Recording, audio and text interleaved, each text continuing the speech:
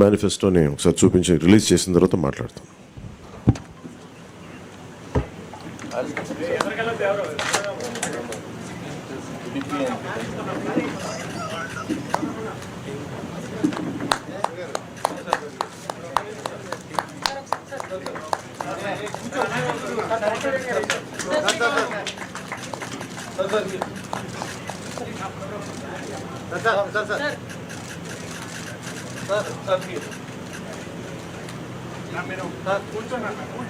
కూర్చోవాలన్నా మీరు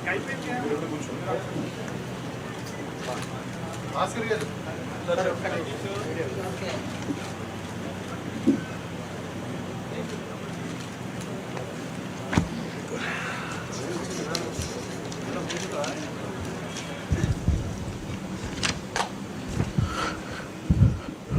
ఓకే. తెలుగుదేశం పార్టీకి, జనసేన పార్టీకి వారి యోగంలో వచ్చిన రిప్రజెంటేషన్స్, అలాగే జనవాణి కార్యక్రమంలో వచ్చిన వినతులు కానీ, ఆన్లైన్లో వచ్చిన సూచనలు కానీ, అందరికీ రెండు పార్టీలకు వచ్చిన సూచనలని క్రోడీకరించి ఈ మేనిఫెస్టో తయారు చేయడం జరిగింది. ముఖ్యంగా రాష్ట్ర ప్రజల నేటి అవసరాలను తీరుస్తూ రేపటి ఆకాంక్షలకు సాకారం చేసే ఈ మేనిఫెస్టోని కూటమి ప్రభుత్వం పరిశుభ్రంగా దీన్ని అమలు చేస్తుంది. దీంట్లో ముఖ్యమైన అంశాలు ఏమేమి తీసుకున్నామంటే, ఆంధ్రప్రదేశ్ ప్రజల భవిష్యత్తు ఆల్మోస్ట్ కత్తి మనపైన వేలాడుతూ ఉంది. ప్రపంచంలోనే అత్యంత శక్తివంతమైన తెలుగు జాతి నేడు ఆంధ్రప్రదేశ్ పరిస్థితిని చూసి తలదించుకుంటుంది. లూటీ కోసమే 13 లక్షల కోట్ల అప్పు చేసి రాష్ట్ర ఆర్థిక వ్యవస్థను దివాళా తీయించారు. గత 5 ఏళ్లుగా అన్ని రంగాల్లో రాష్ట్రం తిరోగామి దిశలో పయనిస్తున్నది. సమాజంలో ఎటు చూసినా అభద్రత, అశాంతి, హత్యలు, ఆత్మహత్యలు కనిపిస్తున్నాయి. ధరలు, పన్నులు, ఛార్జీలు, అప్పుల బాధుడితో ఒక్కో కుటుంబం పైన దాదాపు 8 లక్షల భారం మోపారు. 10 రూపాయలు ఇచ్చి 100 రూపాయలు కొట్టేస్తూ పొద్దున్నే పథకం కింద డబ్బులు ఇచ్చి సాయంత్రం సారా కింద పట్టుకెళ్ళిపోయే ఈ ప్రభుత్వం చేస్తూ ఉన్నారు. పట్టభద్రుల నిరుద్యోగంలో 24% దేశంలోనే ఏపీ మొదటి స్థానంలో ఉంది. రైతుల ఆత్మహత్యల్లో 3వ స్థానంలో, 18 ఏళ్లలోపు బాలికలపై జరుగుతున్న అత్యాచారాల్లో 2వ స్థానంలో ఉంది. పోలవరం నదుల అనుసంధానాన్ని గోదాట్లో ముంచేశారు. సంపద సృష్టి, ఉపాధి కల్పనా కేంద్రమైన ప్రజా రాజధాని అమరావతిని విధ్వంసం చేశారు. SC, ST, BC, minority subplan నిధుల్ని 1,00,000 కోట్లు దారి మళ్లించారు. ఇక అన్నా క్యాంటీన్లు కానీ, నిరుద్యోగ భృతి కానీ, పండగ కానుకలు లాంటి 100కి పైగా తెలుగుదేశం ప్రభుత్వ సంక్షేమ కార్యక్రమాలు రద్దు చేశారు. ముఖ్యంగా గత కొద్ది రోజులుగా నేను మాట్లాడుతాను ల్యాండ్ టైటిలింగ్ యాక్ట్ పేరు మీద. పట్టా పుస్తకాల మీద ఆంధ్రప్రదేశ్ రాజముద్ర తీసి జగన్ ఫోటో వేయించుకొని తన అచ్చరాకైన పనులు చాలా చేస్తూ లక్షలాది ఎకరాల ల్యాండ్ టైటిలింగ్ యాక్ట్ పేరు మీద లక్షలాది ఎకరాలని ప్రజల ఆస్తుల్ని కబ్జా చేస్తున్నారు.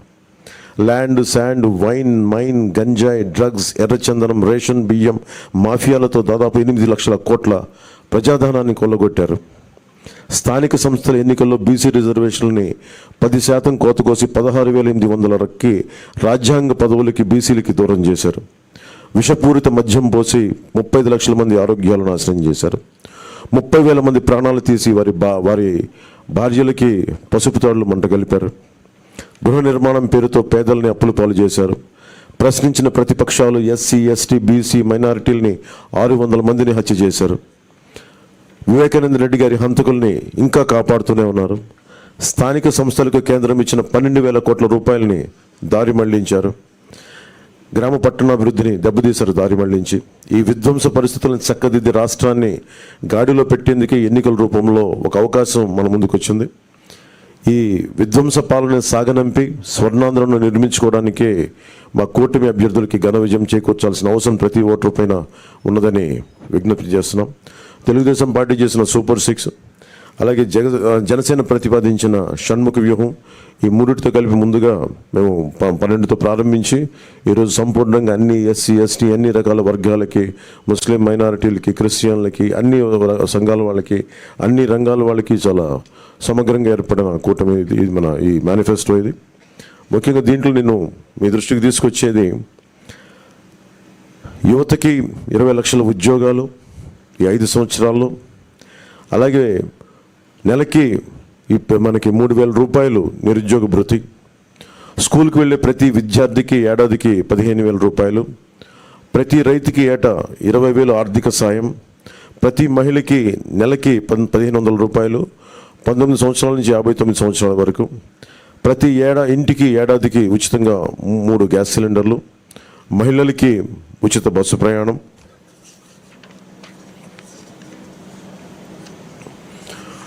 మత్స్యకారులకు సంబంధించి సముద్ర వేట విరామ సమయంలో మత్స్యకారులకు 20,000 రూపాయల ఆర్థిక సాయం, జీవో2 2017ని రద్దు చేస్తాం, బోట్ల మరమ్మతులకు కానీ ఆధునిక కమ్యూనికేషన్లకు కానీ ఆర్థిక సాయం అందిస్తాం.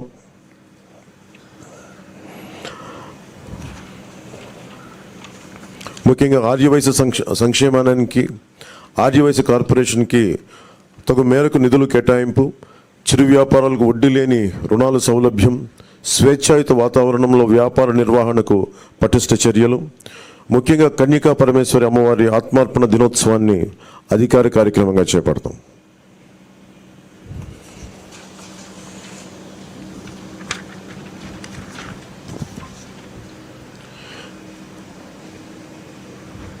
ఆక్వా రంగానికి సంబంధించి అవసరం ఉన్న జిల్లాల్లో 5,000 టన్నులు నిల్వ సామర్థ్యం కలిగిన కోల్డ్ స్టోరేజ్లు, అన్ని జోన్లో ఉన్నవారికి విద్యుత్ యూనిట్కి గతంలోలాగే ₹50 సరఫరా చేస్తాం, ట్రాన్స్ఫార్మర్ల ధర తగ్గిస్తాం, ఏవియేటర్లపై సబ్సిడీ అందిస్తాం.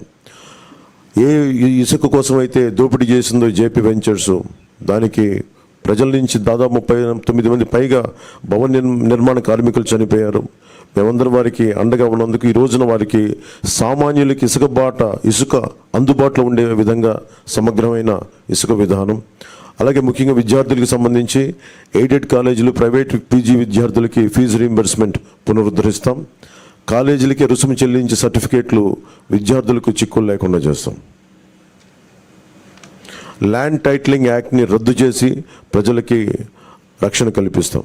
మిగతావన్నీ చంద్రబాబు గారు తెలియజేసుకుంటారు. గౌరవ మాజీ ముఖ్యమంత్రి.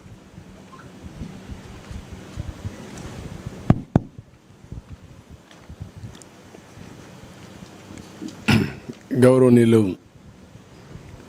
కొద్దిగా వాళ్ళు గౌరవనీయులు పవన్ కళ్యాణ్ గారు, గౌరవనీయులు సిద్ధార్థరాజ్ సింగ్ గారు, పత్రికా విలేకరులకు అందరికీ నా నమస్కారాలు. ఇప్పుడే పవన్ కళ్యాణ్ గారు మీకు సూచనగా చెప్పడం జరిగింది. అయితే దీనిపైన చాలా తరో ఎక్సర్సైజ్ చేశాం. ఒక పక్కన తెలుగుదేశం పార్టీ, జనసేన ఇద్దరు కూడా కూర్చొని తరో ఎక్సర్సైజ్ చేసిన తర్వాత బీజేపీ సూచనలు కూడా కొంతవరకు తీసుకొని మేము ముందుకు వెళ్ళాం. ఎందుకంటే వాళ్ళు అక్కడ ఎన్డీఏ నేషనల్ స్థాయిలో మేనిఫెస్టో ఇచ్చారు, కానీ రాష్ట్ర స్థాయిలో ఎక్కడ కూడా మేనిఫెస్టోతో వాళ్ళు అసోసియేట్ కావడం లేదు. అయితే దీనికి పూర్తి సహకారం అందిస్తారనే ప్రగాఢ విశ్వాసం, అదే మరి నమ్మకం. అందుకే వారు కూడా వ్యక్తిగతంగా వచ్చి ఎండార్స్ చేయడానికి వారు ముందుకు వచ్చారు. కాబట్టి కేంద్ర సహకారం మెండుగా ఉంటుంది, పూర్తిగా ఉంటుంది. అదేవిధంగా ఈ యొక్క మేనిఫెస్టోను అమలు చేసే బాధ్యత జనసేన, తెలుగుదేశం 2 పార్టీలు తీసుకుంటాం. ఇక్కడికి వచ్చినప్పుడు పోయిన సంవత్సరమే మేము సూపర్ 6 తీసుకొచ్చాం. ఈ సూపర్ 6లో 6 మేము ప్రధానంగా పెట్టాం. అందులో కూడా మీరు చూస్తే యువత నిర్వీర్యం అయిపోయింది. నేను ఎన్నోసార్లు అన్ని పబ్లిక్ మీటింగ్ మేము ముగ్గురం కూడా అదే మాట్లాడుతూ వచ్చాం. 3 రాజకీయ పార్టీలు కలిసాం. మా కలయిక ప్రజలు గెలవాలి, రాష్ట్రం నిలదొక్కోవాలి, మళ్ళా ప్రజల జీవితాలకు వెలుగు రావాలి. దీని మీదనే 3 పార్టీలు కూడా ఒక మాటలో చెప్పాలంటే ఒక నేషనల్ పార్టీ, అధికారంలో ఉండే పార్టీ, ఇటీవల ప్రజల్లోకి ఎక్కువ తిరిగిన జనసేన, 40 సంవత్సరాలుగా ఉండే తెలుగుదేశం పార్టీ, అందరం కూడా అడ్జస్ట్మెంట్ చేసుకుని ఈ రాష్ట్రాన్ని కాపాడుకోవాలి, మళ్ళీ తెలుగు జాతికి పూర్వ వైభవం రావాలనే ఏకైక ఆకాంక్షతో మేమందరం కలిసి ముందుకు వచ్చాం. అందుకనే సూపర్ 6 మీరు చూసినప్పుడు ఒక 6 పాయింట్లని యువతకు 20 లక్షల ఉద్యోగాలు, 3,000 రూపాయల నిరుద్యోగ భృతి. యువత నిర్వీర్యం అయిపోయింది. మళ్ళీ అలాంటి యువతకి కాన్ఫిడెన్స్ ఇవ్వాల్సిన అవసరం ఉంది ఉద్దేశంతో ఈ కార్యక్రమాన్ని తీసుకున్నాం. అదే మాదిరిగా భవిష్యత్ అంతా కూడా హ్యూమన్ రిసోర్స్ డెవలప్మెంట్ పైన ఆధారపడుతుంది. స్కూల్కి వెళ్ళే ప్రతి ఒక్క విద్యార్థికి 15,000 రూపాయలు తల్లికి వందనం కింద. ఇది కాకుండా ప్రతి ఒక్క మహిళకి 1,500 రూపాయలు నెలకి ఇవ్వడం. దీనివల్ల సంవత్సరానికి 18,000 వస్తుంది. 5 ఏళ్లలో 90,000 రూపాయలు ఈ ఒక్క కార్యక్రమం ద్వారా ప్రతి మహిళకు చేరే పరిస్థితి వస్తుంది. ప్రతి ఇంటికి ఏడాదికి 3 గ్యాస్ సిలిండర్లు. ధరలు పెరిగాయి. నిత్యావసర వస్తువుల ధరలు అయితే ఆకాశాన్నంటే పరిస్థితి వచ్చింది. పేదవాళ్ళు గ్యాస్ కూడా ఉపయోగించే పరిస్థితులు లేరు కాబట్టి దీన్ని ఇవ్వడం జరిగింది. ఉచిత ప్రయాణ సౌకర్యం. దీనివల్ల మొబిలిటీ మహిళల్లో ఎక్కువ ఉంటుంది. ఉద్యోగాలు చేయాలన్నా, వ్యాపారాలు చేయాలన్నా, బయట పోయి రావాలన్నా చాలా సులభంగా ఉంటుంది. అందుకే ఈ కార్యక్రమం తీసుకొచ్చాం. దీనికి తోడుగా షణ్ముగ వ్యూహం ఇది యాడ్ చేశాం. అందులో కూడా మీరు చూస్తే ఇంటింటికి రక్షిత మంచినీరు, కొళ్ళాయి ద్వారా నీళ్ళు ఇవ్వడం. రెండోది రాష్ట్ర వ్యాప్తంగా స్కిల్ సెన్సస్. ఇది first of it's kind in the country. ఇంతవరకు కులగణన చేశాం. రిలీజియన్గా ఏ కమ్యూనిటీ ఎంతున్నారు, ఏ రిలీజియన్ ఎంతమంది ఉంటారో చేశాం. ఫస్ట్ టైం స్కిల్ గణన చేయడం. అంటే స్కిల్ ఎవరికి ఎలాంటి స్కిల్స్ ఉన్నాయి, ఎలాంటి స్కిల్స్ సమాజంలో మెరుగైన అవకాశాలు ఉంటాయి, ప్రపంచంలో ఎలాంటి డెవలప్మెంట్ జరుగుతాయి, ఎలాంటి స్కిల్స్ మన యువతకు కానీ అందరికి కానీ ఇవ్వగలిగితే ప్రొడక్టివిటీ పెరుగుతుంది అనే దానిపైన మెయిన్గా ఫోకస్ చేయడం కోసం దీన్ని పెట్టుకోవడం జరిగింది. ఇంకొక పక్క చిన్న మధ్య తరహా పరిశ్రమలకి, అంకుర సంస్థలకి ప్రాజెక్ట్ వ్యయంలో గరిష్టంగా 10 లక్షల రూపాయలు సబ్సిడీ ఇవ్వడం. ఇది కాకుండా ఇంకొక పక్కన చూస్తే ఎన్డీఏ ప్రభుత్వం తెచ్చిన 10% ఈడబ్ల్యూఎస్ రిజర్వేషన్స్ అమలు చేస్తాం. అది economically middle class, all OCs ఎవరైతే ఉన్నారో వాళ్ళల్లో 10% ఈడబ్ల్యూఎస్ రిజర్వేషన్స్ పెట్టి అందులో కూడా ఎకనామికలీ బ్యాక్వర్డ్కి రిజర్వ్ చేసి విద్యా ఉద్యోగాల్లో ప్రాధాన్యత ఇస్తాం. ప్రజాదాని అమరావతిని మళ్ళా కొనసాగించి ఉపాధి, ఉద్యోగ అవకాశాలన్నీ కల్పిస్తాం. ఇది కాకుండా ఇంకొక పక్కన మీరు చూస్తే యువత కోసం చాలా స్పష్టమైన ఒక మేనిఫెస్టో తీసుకొస్తున్నాం. దీంట్లో మీరు చూసినప్పుడు మెగా డిఎస్సి ఫస్ట్ సిగ్నేచర్ కింద పెడతాం. ప్రతి సంవత్సరం జాబ్ క్యాలెండర్ ఉంటుంది. ఉత్తరాంధ్ర, కోస్తా, రాయలసీమ ఉద్యోగ కల్పనకి ఏ అవకాశాలు ఉన్నాయో అన్నీ ఉపయోగించుకుంటాం. ఎంఎస్ఎంఈకి ఎక్కువ ప్రోత్సాహం ఇస్తాం. పరిశ్రమలకు అనుకూలంగా పాలసీలు తీసుకొస్తాం. మళ్ళీ పెద్ద ఎత్తున పెట్టుబడులు తీసుకొచ్చి రాష్ట్రానికి ఉపాధి అవకాశాలు కల్పించే బాధ్యత తీసుకుంటాం. యువత ఎప్పుడు సాలిడ్గా ఫ్యూచరిస్టిక్గా ఉండడం కోసం క్రీడల్ని ప్రోత్సహిస్తాం. డిజిటల్ లైబ్రరీస్ని ఎక్కడికక్కడికి అందుబాటులో తీసుకొచ్చి ఉద్యోగ అవకాశాలే కాకుండా నాలెడ్జ్ అప్గ్రేడ్ చేసుకుంటూ ముందుకెళ్తారు. అదే సమయంలో బీసీ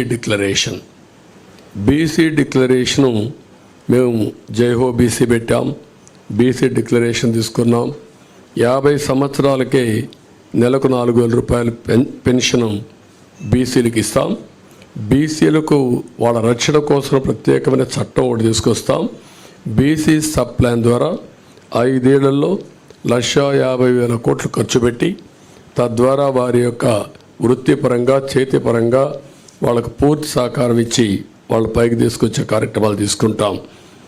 అదే మాదిరిగా స్థానిక సంస్థల్లో నామినేటెడ్ పోస్టుల్లో 34% రిజర్వేషన్స్ వల్ల రెస్టోర్ చేయడం, నామినేషన్ల ప్రాధాన్యత ఇవ్వడం, చట్టసభల్లో 33% రిజర్వేషన్లు రావడానికి కేంద్రానికి రికమెండ్ చేస్తాం.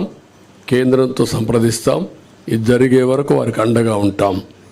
తక్కువ జనాభాతో ఎక్కువ పోటీ చేయలేని వర్గాలకి నామినేటెడ్ పోస్టుల ద్వారా రాజ్యాధికారంలో భాగస్వాములు చేస్తాం. ఇది కాకుండా బీసీ వాళ్ళ కులాల దామాషా ప్రకారం 140 బీసీ కులాలు ఉన్నాయి. ఆ కులాల్లో కొంతమంది ఎక్కువ ఉన్నారు, కొంతమంది తక్కువ ఉన్నారు. అందరి యొక్క జనాభా దామాషా, వారి యొక్క ఎకనామిక్ కండిషన్ బట్టి వాళ్ళందరినీ కూడా ఎవాల్యుయేట్ చేస్తాం. దీని ప్రకారం కార్పొరేషన్లు పెట్టి అన్ని కార్పొరేషన్లకు నిధులిచ్చి తద్వారా వాళ్ళని ఆర్థికంగా పైకి తేవడం కోసం కృషి చేస్తాం. స్వయం ఉపాధికి ప్రతి సంవత్సరం ఒక 10,000 కోట్లు ఖర్చు పెడతాం బీసీల కోసం. ఇంకొక పక్క ఆదరణ కింద ఒక 5,000 కోట్లు ఖర్చు పెట్టి ఆధునిక పనిముట్లు అప్పజెప్పి వాళ్ళ యొక్క వృత్తిపరంగా చేసుకునే పనుల్లో ఆదాయాన్ని పెంచడం కోసం ముందుకు పోతాం. ఒక్కొక్క కులంలో వారసత్వంగా కొన్ని వృత్తులు వస్తూ ఉంటాయి. ఈరోజు యాదవులు ఉన్నారు. యాదవులు ఎప్పుడు కూడా పాడి పరిశ్రమ పైన ఎక్కువ ఆధారపడతారు. అందుకే ఈసారి పాడి పరిశ్రమకు కూడా ఇన్సూరెన్స్ పెట్టి అన్ని ఆవులు కానీ గేదెలు కానీ వీటికన్నిటికి ఇన్సూరెన్స్ పెట్టి ఎక్కువ రుణాలు ఇచ్చి ఆధునీకరణలో వాళ్ళని కూడా ఇన్వాల్వ్ చేసి వాళ్ళని డెవలప్ చేస్తాం. అదే మరి కురబ కులస్తులను చూస్తే గొర్రెల పెంపకంలో కూడా వాళ్ళు ఉంటారు. ఈరోజు అత్యాధునిక ప్రమాణాలతో మనం డెవలప్ చేసే అవకాశాలు ఉన్నాయి. అలాంటి పరిస్థితుల్లో వారికి ఇది వృత్తిపరంగా వారిని ఎంపవర్ చేస్తాం. చేనేత పరిశ్రమకి ఎవరైతే బాగా ఇబ్బందుల్లో ఉన్నారో అలాంటి వారందరికీ పవర్ లూమ్స్కు ఒక 500 యూనిట్లు, హ్యాండ్లూమ్కి 200 యూనిట్లు ఉచితంగా కరెంట్ ఇస్తాం. 24,000 రూపాయలు సంవత్సరానికి వాళ్ళకి ఇచ్చే బాధ్యత తీసుకుంటాం. ప్రతి కుటుంబానికి కూడా ఒక 24,000 రూపాయలు ఇచ్చి వాళ్ళని ఆదుకుంటాం.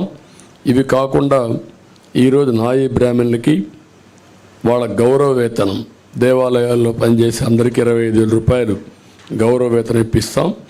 షాపులకు 200 యూనిట్లు కరెంటు ఉచితంగా ఇస్తాం. గీత కార్మికులకి మద్యం షాపుల్లో 10% రిజర్వేషన్లు పెడతాం.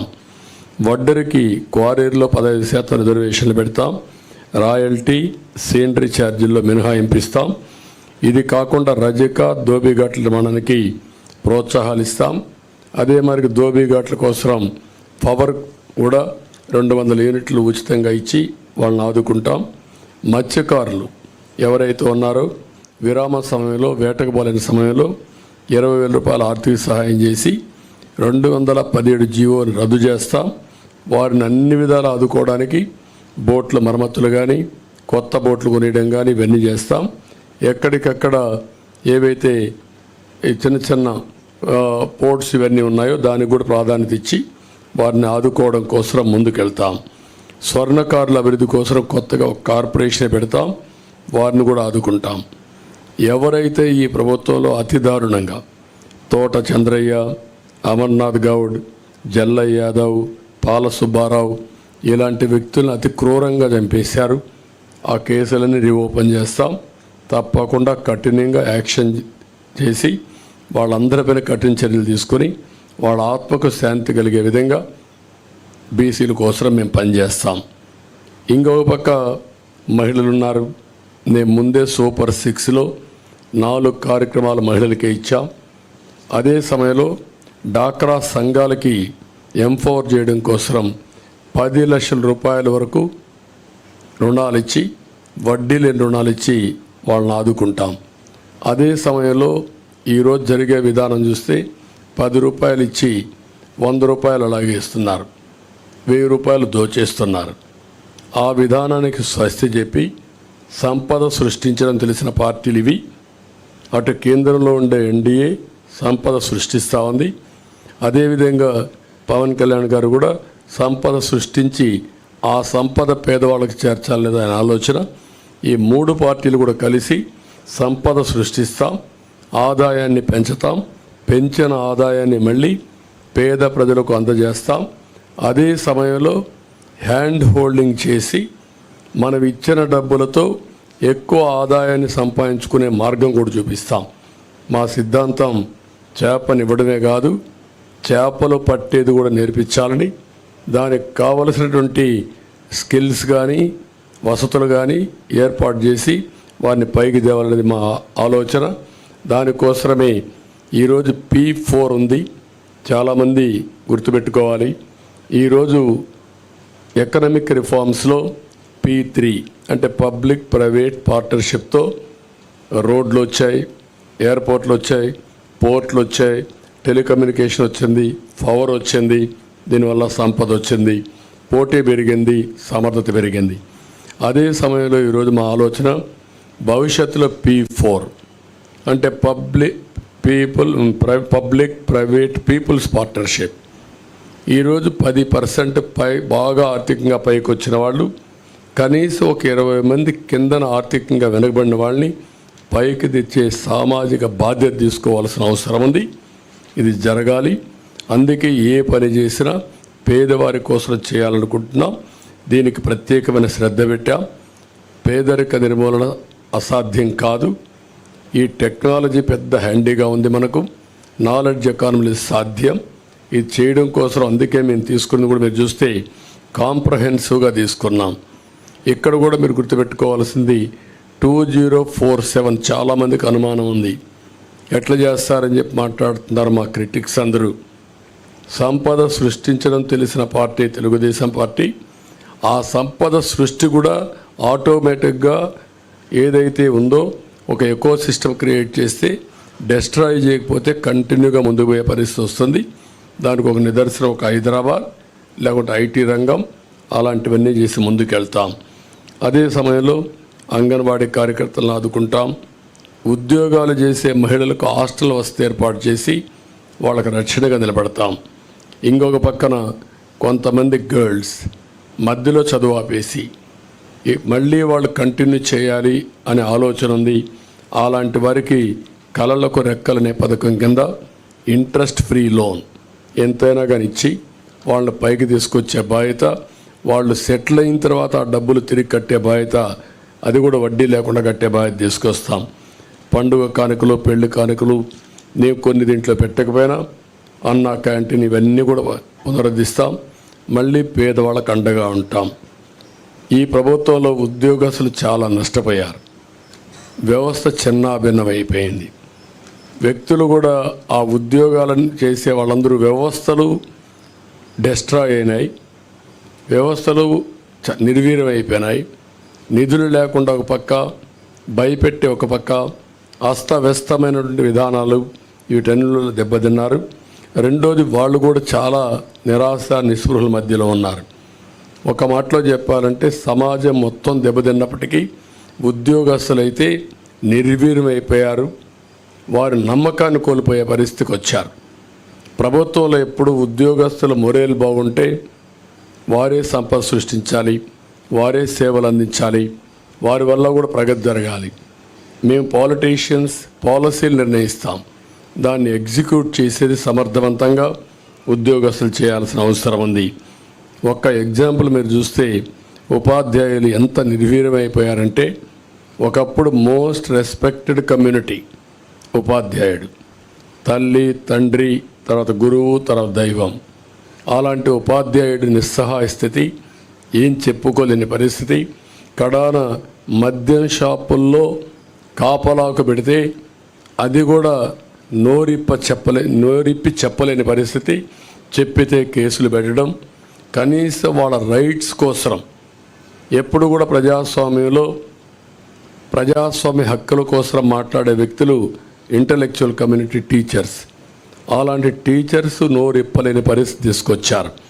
ఇంకొక పక్కన మనం ఒకసారి చూస్తే వీళ్ళందరిలో పిఆర్సీ లేదు, ప్రావిడెంట్ పిఎఫ్ లేదు, సరెండర్ లీవులు లేవు, లేకపోతే టీఏలు లేవు, లేకపోతే ఏది కూడా లేకుండా 20,000 25,000 కోట్ల రూపాయల బకాయిలు పెట్టి అడిగితే వాళ్ళ మీద కేసులు పెట్టడం, వాళ్ళ సంఘ నాయకులను అరెస్టులు చేయడం, కావాలని కేసులు పెట్టి ఏసీబీ కేసులు పెట్టి వేధించడం, ఇది ఒక ఆనవాయితీగా అయిపోయింది. అందుకని మళ్ళా వాళ్ళ యొక్క ఆత్మ విశ్వాసాన్ని పెంచుతాం, ఆత్మ గౌరవాన్ని పెంచుతాం. ఆ విధంగా పిఆర్సీ ఇవ్వడం కానీ, పిఆర్సీ వచ్చే లోపల ఇంటీరియం రిలీఫ్ కూడా ఇస్తాం. ఇంటీరియం రిలీఫ్ ఇచ్చి వాళ్ళకి ఇవ్వాల్సిన డబ్బులు కూడా ఫేజ్డ్గా అవన్నీ కూడా క్లియర్ చేసి ప్రతి నెల జీతాలు వచ్చే పరిస్థితికి మళ్ళీ తీసుకొస్తాం. ఆర్థిక వ్యవస్థని మెరుగుపరుస్తాం. అదే మరిగా ఏదైతే సిపిఎస్ ఉందో ఆ సిపిఎస్ను కూడా సమీక్ష చేసి ఏ విధంగా దీన్ని చేస్తే పరిష్కార మార్గం, సరైన మార్గం చూపించగలుగుతామో దానికి కూడా ఒక సమస్య పరిష్కారం కోసం కృషి చేస్తాం. ఇది కాకుండా తక్కువ జీతాలు పొందే అవుట్సోర్సింగ్ కానీ, లేకపోతే అంగన్వాడీ కానీ, లేకపోతే మీకు పోలీసు వ్యవస్థల్లో ఉండే వీళ్ళందరికీ కానీ వాళ్ళందరినీ ఏ విధంగా చేయాలి అవన్నీ చేస్తాం. వాలంటీర్స్కి కూడా ఒక 10,000 రూపాయలు వేతనం పెంచుతాం. పాడి పరిశ్రమ స్వయం ఉపాధికి ఉపయోగపడుతుంది. దీన్ని కూడా పెద్ద ఎత్తున అభివృద్ధి చేస్తాం. ఇది కాకుండా కాపు సంక్షేమం కోసం ఒక 15,000 కోట్ల రూపాయలు ఖర్చు పెడతాం. ఇప్పుడు ఫస్ట్లో మీరు చూస్తే ఈబీసీ తీసుకొచ్చాం. ఈబీసీ తీసుకొచ్చినప్పుడు 10% ఈబీసీలకు రిజర్వేషన్ చేసే పరిస్థితి వస్తుంది.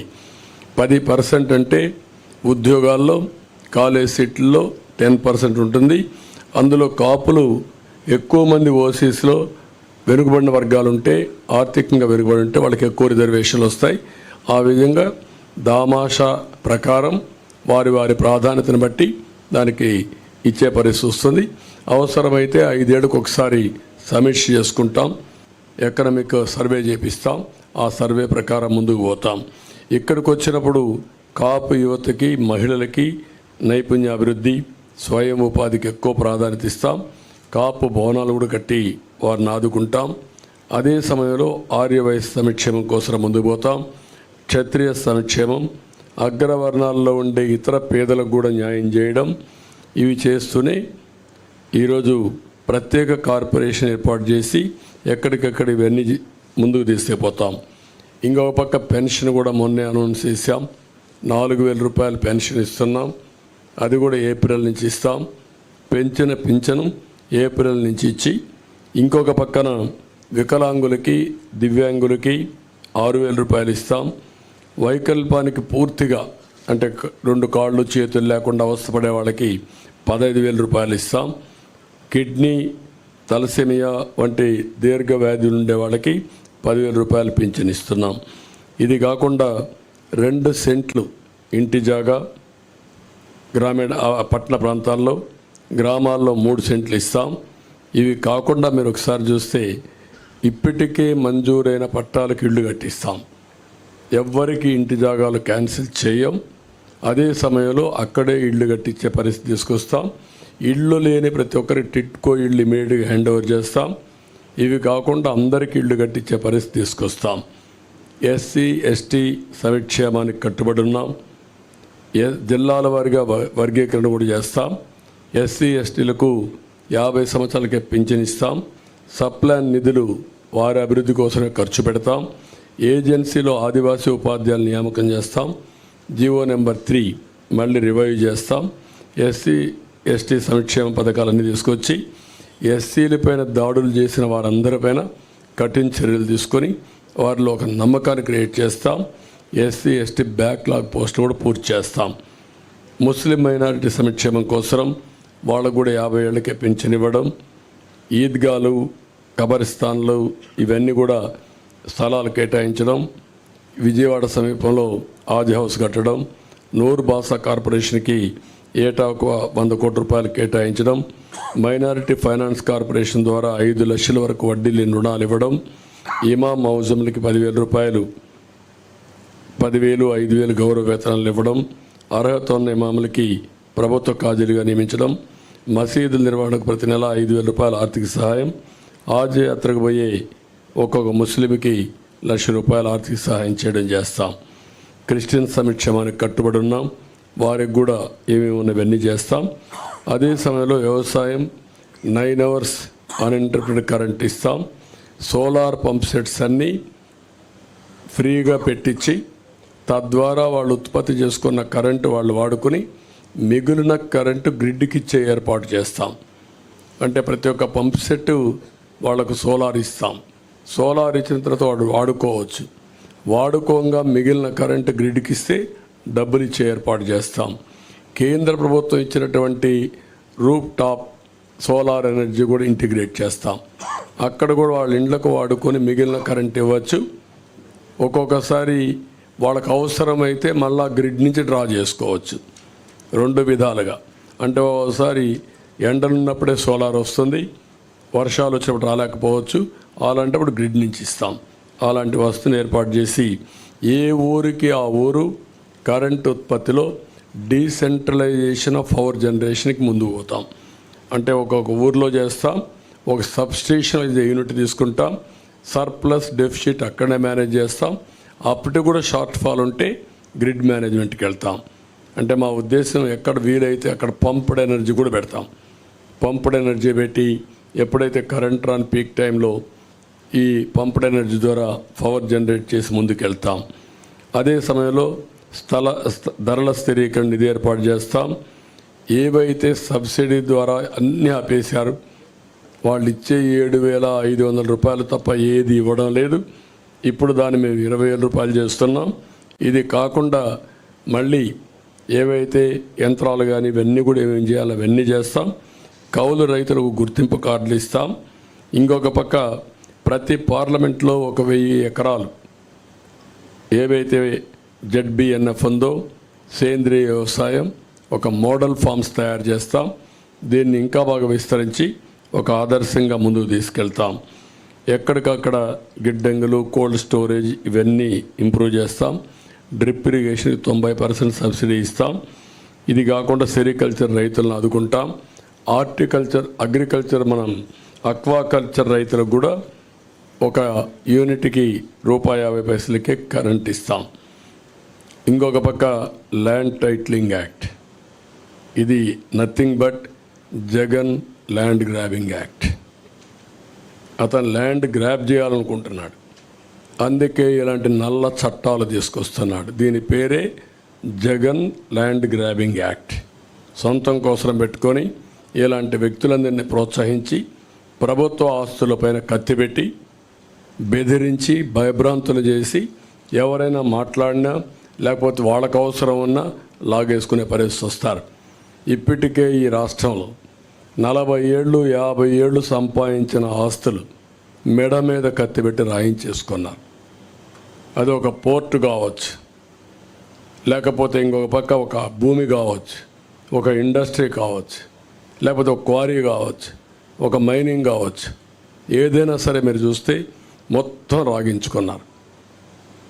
ఎందుకు పోర్ట్లు చేతులు మారాయని అడుగుతున్నా, ఎందుకు సెజ్లు చేతులు మారాయని అడుగుతున్నా, ఎందుకు స్టూడియోస్ చేతులు మారాయని అడుగుతున్నా, ఎందుకు ఆస్తులు బలవంతంగా చేతులు మారాయని అడుగుతున్నా.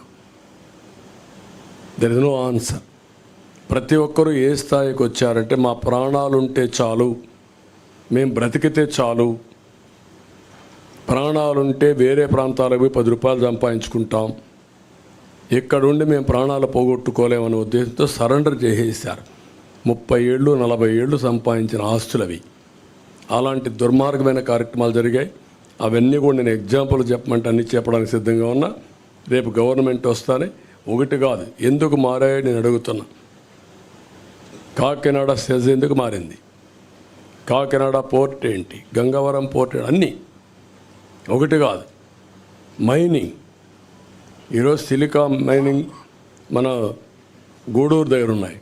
ఒక్క ఓనర్ ఉన్నాడు, ఒరిజినల్ ఓనర్. దాంట్లో రాష్ట్రంలో క్వారీస్ ఉన్నాయి, కనీసం చిన్న చిన్న క్వారీస్ కూడా మొత్తం లాగేశారు. ఒక్క క్వారీ ఎవరి దగ్గర లేదు. గ్రనైట్, గెలాక్సీ గ్రనైట్ ఎందుకు చేతులు మారాయి, ఎవడు తీసుకున్నాడు? ఎవరైనా బరి తెగించి నువ్వు చంపేసినా పర్వాలేదు అని అడ్డం తిరిగిన వాళ్ళు క్యాన్సిల్ చేసి హెవీ ఫైన్స్ వేసి ఆపరేట్ చేయకుండా చేసి సమయం వచ్చేప్పుడు చూసుకుంటాను గమ్మునుండే పరిస్థితికి వచ్చారు. ఈరోజు మీరు చూశారు శాండ్ విషయంలో సుప్రీంకోర్టు మేము ఎన్ని ఆదేశాలు ఇచ్చినా మీరు యాక్షన్ చేయడం లేదు కాబట్టి ఇమ్మీడియట్ పండి, ఎక్కడ కూడా ఇసుక తవ్వడానికి వీలు లేదు, ఇమ్మీడియట్గా మాకు కౌంటర్ ఫైల్ చేయమని గవర్నమెంట్కి ఇక్కడ డిపార్ట్మెంట్కి ఆదేశాలు ఇచ్చే పరిస్థితి వచ్చింది. ఎన్నిసార్లు కామెంట్ చేశారు హైకోర్టు, ఎన్నిసార్లు కామెంట్ చేశారు సుప్రీంకోర్టు, ఎన్జిటి ఎంత స్పష్టమైన ఆదేశాలు ఇచ్చింది. అంటే కోర్టులు అంటే లెక్కలేదు, రెగ్యులేటరీ ఏజెన్సీస్ అంటే లెక్కలేదు, ఇష్టానుసారంగా చేసే పరిస్థితికి వచ్చారు. అందుకే మేము వస్తానే జగన్ ల్యాండ్ గ్రాబింగ్ యాక్ట్ని రద్దు చేస్తాం. ఇది ఆయన కోసం పెట్టుకున్న ల్యాండ్ గ్రాబింగ్ యాక్ట్. ఇది నిన్న అడిగారు భాస్కర్ రెడ్డి అనే వ్యక్తి పులివెందల్లో జగన్మోహన్ రెడ్డి సతీమణిని అడిగారు. ఏమడిగారు? మా నాన్న మా తాత ఇచ్చిన భూమి పైన మీ ఫోటో ఎందుకు పెట్టుకున్నారు, మీ ఆయన ఫోటో ఎందుకు పెట్టుకున్నారు అడిగారు. రాజముద్ర పడవలసింది ఎక్కడ? ఇలాంటి ఫోటో వేస్తే ఎవరు సహిస్తారని అడుగుతున్నా. What is the answer? నువ్వు అంటున్నావు కదా నన్ను మెచ్చారని, సమాధానం చెప్పు. నువ్వు ఇచ్చావా ఈ ఆస్తి? మీ తాత ఇచ్చాడు ఈ ఆస్తి? నీ సాక్షి పేపర్ నుంచి సంపాదించి ఇచ్చారా? మీ భారతీయ సిమెంట్ నుంచి ఒక బస్తా ఉచితంగా ఇచ్చావా? కాబట్టి ఇవన్నీ కూడా మనం గుర్తుపెట్టుకోవాల్సింది. ప్రజలు మాటలాడలేని పరిస్థితి, నిస్సహాయ స్థితికి నెట్టేసి భయభ్రాంతులు చేసి పోలీసులు పెట్టుకొని హైహ్యాండెడ్గా మాట్లాడితే అరెస్ట్ చేసిన తర్వాత వాళ్ళు పోలీస్ టార్చర్ చేసి ఇలాంటి దుర్మార్గమైన పనులు చేశారు. కాబట్టి దీనిపైన ఇప్పుడు అన్నీ అయిపోయినాయి. ఇప్పుడు కడాన ప్రైవేట్ ఆస్తులపైన కూడా పెట్టారు. ఇప్పుడు చాలామంది రాష్ట్రం వదిలిపెట్టి వెళ్ళిపోతున్నారు. నిన్న మీరు చూశారు ఒక అమ్మాయి ఆరుద్ర. ఆ ఆరుద్రని అమ్మాయి వారణాసికి వెళ్ళిపోయింది. వారణాసికి వెళ్ళిపోయి మళ్ళా తిరిగి నేను రావాలంటే ఈ ప్రభుత్వం పోతే వస్తాను, నేను రాలేనని చెప్పే పరిస్థితికి వచ్చింది. మీ అందరికీ ఐడియా ఉంది ఆరుద్ర ఏ విధంగా ఫైట్ చేసిందో. రంగనాయకమ్మ ఏం తప్పు చేసింది ఆవిడ? ఈ రాష్ట్రం వదిలిపెట్టి వేరే రాష్ట్రానికి పొట్ట కోసరం పోయే పరిస్థితి వచ్చేసింది. కనీసం లైవ్లీహుడ్, తిండి కోసం వేరే రాష్ట్రానికి వారిపోయే పరిస్థితికి వచ్చారు. ఇది అరాచకాలకు పరాకాష్ట. ఇప్పుడు ఫైనల్గా ఈ ల్యాండ్ టైటిలింగ్ యాక్ట్ పేరుతో జగన్ గ్రాబింగ్ యాక్ట్ తీసుకొచ్చారు. సాగునీటి ప్రాజెక్టులు అన్నిటికల్లా చాలా పెద్ద సమస్య ఉంది. ఈరోజు గుక్కడి నీళ్ళు లేవు, తాగడానికి నీళ్ళు లేవు, సాగునీరు లేదు. నీళ్ళన్నీ మిస్మేనేజ్మెంట్ అయినాయి, సముద్రంలోకి వెళ్ళిపోయినాయి. ప్రాజెక్టులు ఏది పూర్తి కాలేదు. ఇరిగేషన్ మేనేజ్మెంట్ అడ్వాన్స్ స్థాయిలో ఉంది. కాలువలు దవ్వలేదు, పంట కాలువలు లేవు, డ్రైనేజెస్ లేవు, వాటర్ మేనేజ్మెంట్ లేవు, రిజర్వాయర్లు కొట్టుకోబోతున్నాయి. ఇంతవరకు మీరు చూస్తే అన్నమయ్య ప్రాజెక్టు కొట్టుకొని పోతే ఏం చేస్తారో చెప్పలేని నిస్సహాయ స్థితి. గుండ్లకమ్మ ప్రాజెక్టు గేట్స్ 3 సార్లు కొట్టుకోబోయే పరిస్థితి. పులిచింతల గేట్స్ కొట్టుకోబోయే పరిస్థితి. What is the reason? కనీసం మెయింటెనెన్స్ లేదు. ఇలాంటివన్నీ ఉన్నాయి. అన్ని ఇరిగేషన్ ప్రాజెక్ట్స్ పూర్తి చేస్తాం. పోలవరం, గోదావరి అయిపోయింది, పోలవరం పూర్తి చేస్తాం. నదులు అనుసంధానం చేస్తాం. మరి కార్మికులకు రవాణా రంగం, ఇందులో కూడా మీరు చూస్తే ఆల్ డ్రైవర్స్ వాళ్ళని ఓనర్ చేసే విధంగా 4 లక్షల రూపాయల వరకు సబ్సిడీ ఇచ్చి 5% వడ్డీతో వాళ్ళకు రుణాలు ఇప్పించే బాధ్యత తీసుకుంటాం. అదే మరిగా డ్రైవర్స్ అధికార సంస్థ పెట్టి వాళ్ళకు ప్రమాద బీమా, హెల్త్ ఇన్సూరెన్స్, విద్యా రుణాలు వంటివి సంక్షేమ కార్యక్రమాలు అమలు చేస్తాం. బ్యాడ్జి కలిగిన ప్రతి ఆటో డ్రైవర్కి, ట్యాక్సీ డ్రైవర్కి, ఇవే లైసెన్స్ కలిగిన ప్రతి లారీ టిప్పర్ డ్రైవర్కి 15,000 రూపాయలు సంవత్సరానికి ఆర్థిక సహాయం చేస్తాం ఆల్ డ్రైవర్స్కి. జీవో నెంబర్ 21 ఇది ఫైన్లు భారం తగ్గించిన రద్దు చేసి మళ్ళీ ఫ్రెష్గా తీసుకొస్తాం. గ్రీన్ ట్యాక్స్ కూడా తగ్గిస్తాం. అసంఘటిత రంగ కార్మికుల కోసం చంద్రన్న బీమా మళ్ళా తీసుకొస్తాం. భవన నిర్మాణ బోర్డు పునరుద్ధరిస్తాం. ముఠా కార్మికుల సంక్షేమానికి ప్రత్యేకమైన బోర్డు కూడా తీసుకొస్తాం. మళ్ళీ ఇన్సూరెన్స్, చంద్రన్న బీమా పథకాన్ని తీసుకొచ్చి సహజ మరణానికి 5 లక్షలు, యాక్సిడెంట్ జరిగిపోతే 10 లక్షల రూపాయలు ఆర్థిక సహాయం చేస్తాం. ఫస్ట్ టైం హెల్త్ ఇన్సూరెన్స్ తీసుకొస్తున్నాం. ప్రతి ఒక్క కుటుంబానికి 25 లక్షల రూపాయలు హెల్త్ ఇన్సూరెన్స్ చేస్తాం. 25 లక్షల రూపాయలు ఇన్సూరెన్స్ ఇప్పిస్తాం. ప్రతి ఒక్కరిది డిజిటల్ హెల్త్ కార్డ్స్ ఎస్టాబ్లిష్ చేస్తాం. ప్రతి ఒక్క మండలంలో జనరిక్ మెడికల్ షాప్ ఒకటి పెడతాం. అవి పెట్టినప్పుడు చాలా కాస్ట్ ఎఫెక్టివ్గా ఉంటుంది. అవి కూడా పెట్టి అందరికి అందుబాటులో పెడతాం. బీపీ, షుగర్ వంటి నాన్ కమ్యూనికబుల్ డిసీజెస్ ఉండే వాళ్ళందరికీ ఉచితంగా జనరిక్ మెడిసిన్స్ని సప్లై చేస్తాం. విద్యుత్ ఛార్జీలు నియంత్రణ చేస్తాం. మళ్ళా కట్టడి చేస్తాం. అవినీతి అరికడతాం. సమర్థత పెంచుతాం. ఇంకొక పక్క చెత్త పన్ను ఇలాంటివన్నీ కూడా రద్దు చేస్తాం. ఇంటి పన్నులు కూడా ఏతుబద్ధత ఉండాలి. ఇవన్నీ కూడా ఎక్కడికక్కడ సమీక్ష చేస్తాం. పెట్రోల్, డీజిల్ కూడా ధరల నియంత్రణ చేస్తాం. మద్యం ధరల్ని నియంత్రణ చేయడమే కాకుండా విషపూరిత బ్రాండ్లు ఏవైతే ఉన్నాయో అవన్నీ రద్దు చేసి సమగ్రమైన ఎంక్వైరీ చేసి తద్వారా వీళ్ళు చేసిన తప్పుడు పనులను ఎస్టాబ్లిష్ చేసి ఎవరైతే కల్పరేట్స్ ఉన్నారో వాళ్ళని పనిష్ చేసి మళ్ళీ ఈ రాష్ట్రంలో ఇలాంటి స్పూరియస్ లిక్కర్ లేకుండా చేసే బాధ్యత తీసుకుంటాం.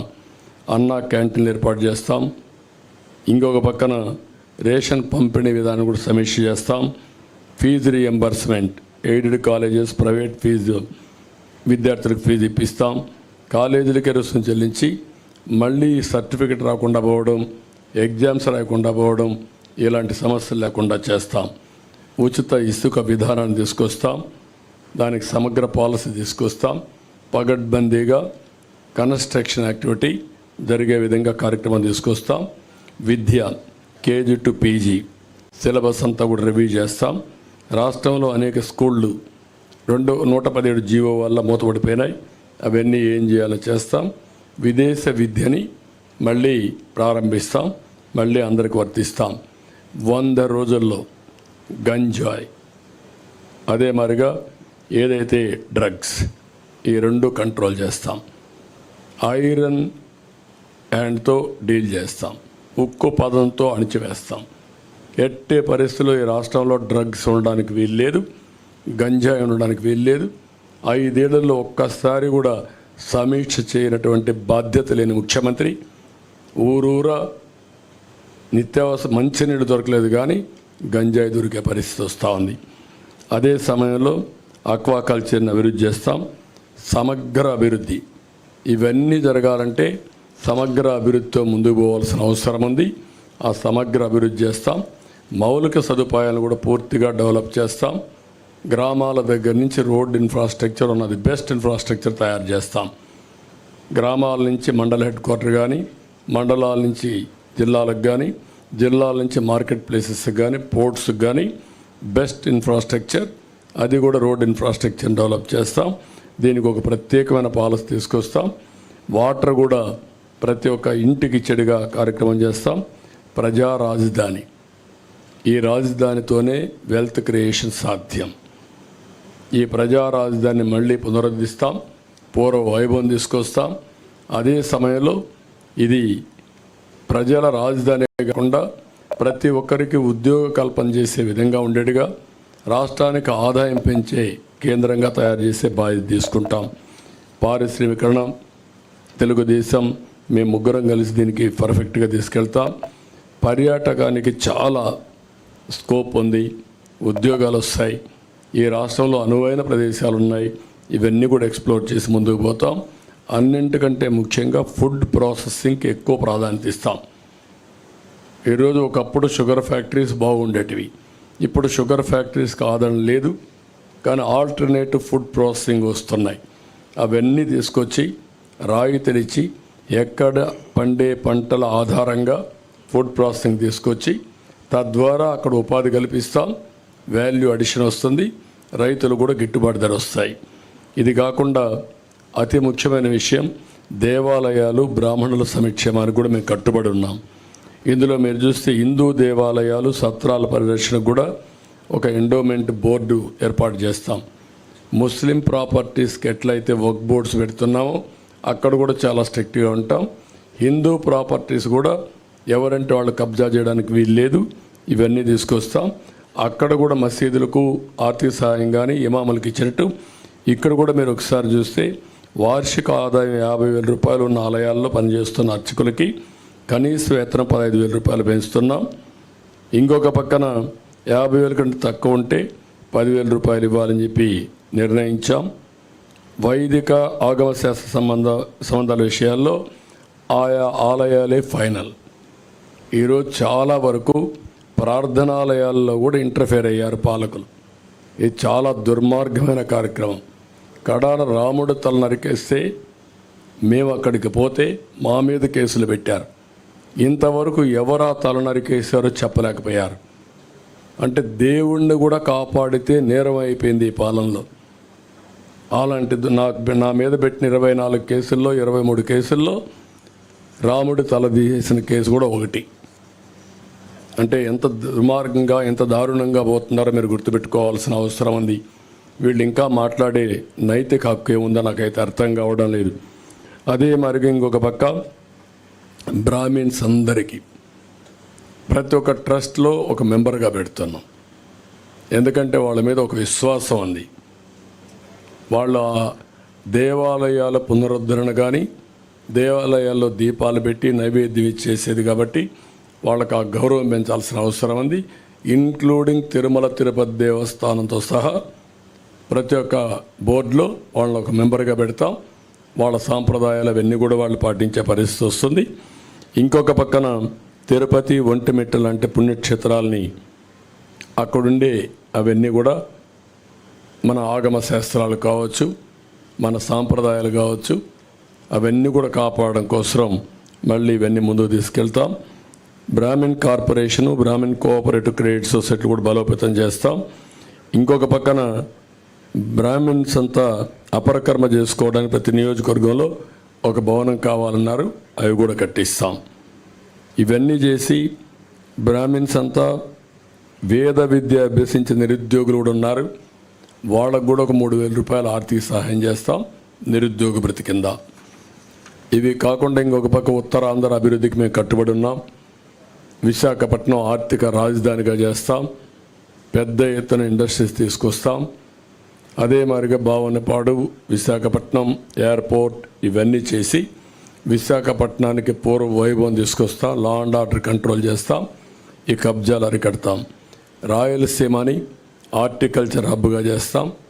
ఇండస్ట్రీస్ తీసుకొస్తాం. చెన్నై, బెంగళూరు ఇండస్ట్రియల్ కారిడార్లో ఉండే ముఖ్యమైన నోడ్స్ అని డెవలప్ చేసి రాయలసీమ అభివృద్ధిని, రాయలసీమని ఆటోమొబైల్ హబ్గా తయారు చేస్తాం. ఇప్పటికే మీరు చూస్తే కియా మోటార్స్ వచ్చింది, హీరో మోటార్స్ వచ్చింది, అపోలో టైర్స్ వచ్చింది, ఇలాంటి చాలా వచ్చాయి. ఆ ఎకో సిస్టమ్ కంటిన్యూ చేస్తాం. పంచాయతీరాజ్ డిక్లరేషన్, ఇక్కడ పంచాయతీరాజ్కి అధికారాలు పోయినాయి, నిధులు లేవు, విధులు లేవు, అధికారాలు లేవు. సెంట్రల్ గవర్నమెంట్ ఇచ్చిన నిధులు కూడా డైవర్ట్ చేశారు. అవన్నీ కంట్రోల్ చేస్తాం, నియంత్రణ చేస్తాం. మళ్ళీ వాళ్ళకు పూర్తి అధికారాలు ఇచ్చి నిధులు, విధులు, అధికారాలు, ఆందోళన కూడా పెంచి వాళ్ళ గౌరవాన్ని పెంచుతాం. కడాన జర్నలిస్ట్కి కూడా నేను మొన్న అడిగా, ఒకప్పుడు తెలుగుదేశంలో 2,500 మందికి అక్రిడిషన్ ఉంటే ఇప్పుడు 1000 పడిపోయినాయి. ఒక సాక్షి, TV9 లేకపోతే NTV వీళ్ళకి మాత్రం ఉన్నాయి. అది ఈరోజు ఈ రాష్ట్రంలో పరిస్థితి. మీడియా పైన నియంత్రణ, మీడియా పైన దౌర్జన్యం. అందుకే పూర్వ వైభవం తీసుకొస్తాం. అందరికి అక్రిడిషన్ ఇస్తాం. ఉచిత నివాసం మీరు ఉండడానికి హౌస్ సైట్స్ లేకుండా చాలామంది అవస్థపడుతున్నారు. అవి పేపర్ మీదనే ఉన్నాయి. మీ విషయం కూడా మొట్టమొదటిసారి మా ఎలక్షన్ మేనిఫెస్టోలో పెడుతున్నాం కాబట్టి ఇది కూడా మీకు శుభవార్త. ఇది కాకుండా న్యాయవాదుల కోసం కూడా ప్రభుత్వ స్టైఫండ్ కింద 10,000 రూపాయలు ఇస్తాం. జూనియర్ న్యాయవాదులకు ప్రత్యేకమైన ట్రైనింగ్ ఇచ్చి వాళ్ళకు కూడా ఒక అకాడమీ ఏర్పాటు చేస్తాం. ఇది కూడా మీకు వాళ్ళకు కూడా ఒక ఫండ్ ఒకటి క్రియేట్ చేస్తాం. అగ్రిగోల్డ్ ఆస్తులు అమ్మి వారిని కూడా ఆదుకుంటాం. ఫైనల్గా గుడ్ గవర్నెన్స్, సమర్థవంతమైన పాలనతోనే ఇది సాధ్యం. ఈ గుడ్ గవర్నెన్స్లో ఒక భాగం లా అండ్ ఆర్డర్. ఎక్కడ లా అండ్ ఆర్డర్ పటిష్టంగా ఉంటే అక్కడ పీస్ ఉంటుంది, ఎక్కడ పీస్ ఉంటే అక్కడ ప్రాస్పరిటీ ఉంటుంది. దానికి కూడా మేము కట్టుబడి ఉన్నాం. గట్టిగా నిర్ణయాలు చేసి లా అండ్ ఆర్డర్ మెయింటైన్ చేసి పటిష్టమైన యంత్రాంగాన్ని తయారు చేసి మళ్ళీ అనుకున్నవన్నీ సాధిస్తామని చెప్పి తెలియజేసుకుంటూ ఇప్పుడు ప్రజలందరినీ కోరుతున్నా, మేము చేయాల్సిన అన్ని ప్రయత్నాలు చేసి మీ ముందుకు వస్తున్నాం. ఇప్పటికే మీరు పూర్తి ఆదరణ చూపిస్తున్నారు.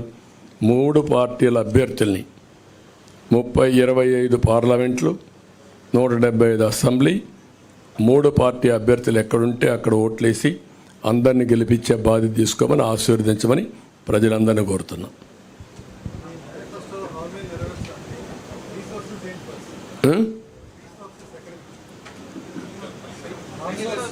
జగన్మోహన్ రెడ్డి ఎక్కడ తెచ్చాడు? సాక్షిని తెచ్చాడా? భారతిని తెచ్చాడా? మీకు ఒకటి గుర్తుపెట్టుకోవాలి,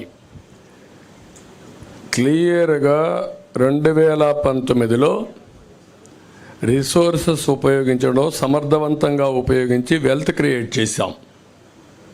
ఆ రోజు వచ్చిన ఇండస్ట్రీ కియా మోటార్స్ ఒక ఎగ్జాంపుల్ తీసుకోండి. 5 ఏళ్లలో గొల్లపల్లి రిజర్వాయర్ కట్టి కియా మోటార్ ఏర్పాటు చేసి ఫస్ట్ కారు నేనే మ్యానుఫ్యాక్చర్ అనేది తీసుకొచ్చాం. ఇప్పటికి 12 లక్షల కార్లు ఉత్పత్తి అయ్యింది, ప్రపంచం మొత్తం తిరుగుతున్నాయి. దానివల్ల లాభాలేంటి? 15,000 కోట్ల రూపాయలు పెట్టుబడులు పెట్టారు. దగ్గర 12,000 15,000 మంది పనిచేస్తారు డైరెక్ట్గా. దాని మీద ట్రక్ ఓనర్సు, ట్రక్ డ్రైవర్సు, అక్కడ ఉండే అకామిడేషను అన్నీ కలుపుకుంటే ఒక 30,000 కుటుంబాలు బాగుపడ్డాయి. దీనివల్ల ప్రభుత్వానికి ఆదాయం వస్తుంది, ట్యాక్సెస్ ద్వారా 1000 కోట్లనే వస్తుంది. ఆ డబ్బులతో మనం సంక్షేమ కార్యక్రమాలు ఇస్తున్నాం.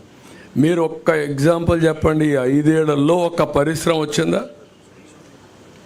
ఒక్క డెవలప్మెంట్ జరిగిందా? ఆదాయం ఎక్కడి నుంచి వస్తుంది? అందుకే బిగినింగ్లో వచ్చిన ఆదాయం 5 ఏళ్లకు ఎత్తిపోయే పరిస్థితికి వచ్చింది. ఇప్పుడు అప్పులు చేశారు. ఇప్పుడు ఏమంటున్నాడు? నేనేమీ చేయలేనని చేతులెత్తేసే పరిస్థితికి వచ్చాడు. ఎందుకు చేతులెత్తేసాడు? Reason is very simple. ఇప్పుడు ఏమీ చెయ్యలేమనే పరిస్థితికి వచ్చేసాడు. అంటే ఎప్పుడు కూడా మీ ఖర్చులు మీ ఆదాయాన్ని రెండు ఉంటాయి, అప్పులు కూడా ఉంటాయి. అప్పులు తెచ్చిన తర్వాత ఎగ్జాస్ట్ అయిపోయారు.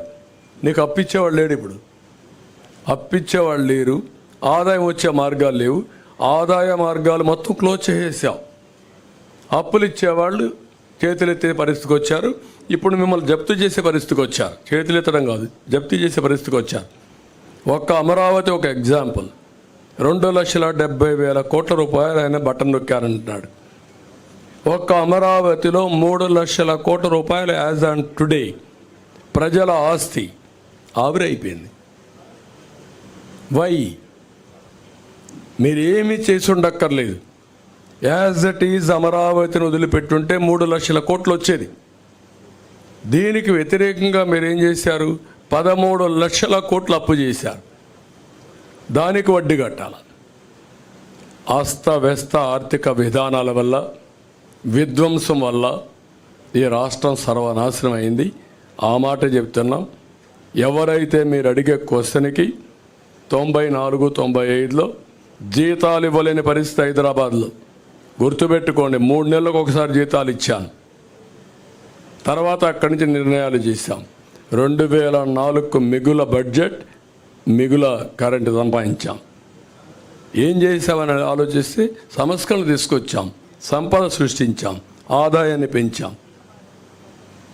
ఆ మాటే చెప్పాం. మేము ఆదాయం పెంచే మార్గాలు మాకు తెలుసు, మళ్ళీ అభివృద్ధి చేసే మార్గాలు మాకు తెలుసు. అది చేయకుండా ఒట్టి మాటలతో, అది కాకుండా మాకు ఒక బ్రాండ్ ఉంది, కమిట్మెంట్ ఉంది 3 పార్టీలకి. ఈరోజు దేశంలో నేను అడుగుతున్నా, ఇదే స్పీడ్లో పోతే నేను కూడా చెప్పాను, ఈయనకి డ్రైవింగే రాదు, పరిపాలన చేత కాదు. సరే, బస్సు ఎక్కిచ్చారు అందరూ కలిసి, డ్రైవర్ సీట్లో కూర్చొని పెట్టాం. వాడు రివర్స్లో పోతానంటున్నాడు. డ్రైవింగ్ రాని వాడు రివర్స్ దొలితే ఏమవుతుందండి? అదే చేశాడు ఈ రాష్ట్రాన్ని. రివర్స్ టెండరింగ్ ఏంటి? బుద్ధుండేవాడు అన్న చేస్తాడు రివర్స్ టెండరింగ్. మాట్లాడడానికి ఏమైనా ఉందా మీకు? మీరు రాసిన కొంతమంది ఉంది, బ్లూ మీడియా ఉందని కూడా వాళ్ళకి ఆనందం. వాళ్ళు ఏ ముంచేసినా పర్వాలేదు, వీళ్ళు ఇక్కడ ఉన్న కూడా ఉండరు. అలాంటి కమిట్మెంట్ లేని రాజకీయాలతో ఈ రాష్ట్రం నాశనం అయింది. ఈరోజు నేను ఒక ఎగ్జాంపుల్ చెప్పాను మీకు, సింపుల్ అండి, మీరంతా ఇంటలెక్చువల్స్. బైఫర్కేషన్ సమయంలో మనకు తెలంగాణకు పర్ క్యాపిటల్ ఇన్కమ్ వ్యత్యాసం 35,000. నేను 5 ఏళ్ళలో కష్టపడి 27,000కి తగ్గించాను. అక్కడ జనాభా తక్కువ, ఆదాయం ఎక్కువ. ఇక్కడ జనాభా ఎక్కువ, ఆదాయం తక్కువ. పర్ క్యాపిటల్ పెంచాలంటే చాలా ఎఫర్ట్స్ ఉంటాయి. ఇప్పుడు ఎంత అయింది? అది 27,000 45,000 అయింది. Can you imagine? నీకు ఆదాయం ఎట్టొస్తుంది? ఇక ఆదాయమే లేకపోతే నీకు ప్రభుత్వానికి ఆదాయం ఎక్కడి నుంచి వస్తుంది? ఎవడు ఖర్చు పెడతాడు? కొనుగోలు శక్తి ఎక్కడికి వచ్చింది? This is where I'm saying. ఓకేమ్మా, మీరు బయలుదేరండి. ఒక్క నిమిషం కన్క్లూడ్ చేద్దాం. మాకిద్దరికి కూడా ప్రోగ్రాంలు ఉన్నాయి. ఆయన ఇప్పుడు పోలవరం వెళ్ళాలి, ఆయన తొందరగా, నేను కూడా పిఠాపురం వెళ్ళాలి, ఇది దెందులూరు వెళ్ళాలి, తెనాలి రావాలి. బ్రీఫ్గా అడిగండి ఒక క్వశ్చన్, ఏదైనా చెప్తాను. తప్పులేదు. ఎందుకంటే వాళ్ళు ఒక సిద్ధాంతపరంగా నేషనల్ లెవెల్లో ఎన్డీఏ ఉంటుంది, ఎన్డీఏ మేనిఫెస్టో ఇచ్చారు. ఏ రాష్ట్రంలో కూడా వాళ్ళు మేనిఫెస్టోలో ఇన్వాల్వ్ కావడం లేదు, సంఘీభావాన్ని తెలియజేస్తారు. ఆ మాట వారు కూడా చెప్తా వినండి. Sir. But sir, BJP has given any assurance if they come into power, they will support Andhra Pradesh under their leadership. Will they give a special status implementation? I think my support here from the BJP on the release of TDP and Jan Sena is in itself a message that this alliance is going to deliver for the people, aspiration of the people of Andhra Pradesh and the national aspiration at the national level. So, double engine Sarkar will work here once the results are out on the 4th June, and you will see how we work together. How many Lok Sabha seats you are expecting from Andhra Pradesh? Sir, we have already said there is a 400 par, 400 plus. Andhra will contribute the maximum percentage which comes from any other states. What are the BJP assurances to Andhra Pradesh, specifically on this occasion of manifesto? My sitting here is in itself a support, sir. It is a Janasena and TDP manifesto. I'm asking about you. Sir, this is my manifesto is a national. Don't get confused. I'm a national party. We released a national manifesto. There was no other party, regional party with us. We released it. It's a TDP and Jan Sena alliance and BJP alliance is there, but they have released their manifesto. And BJP is sitting in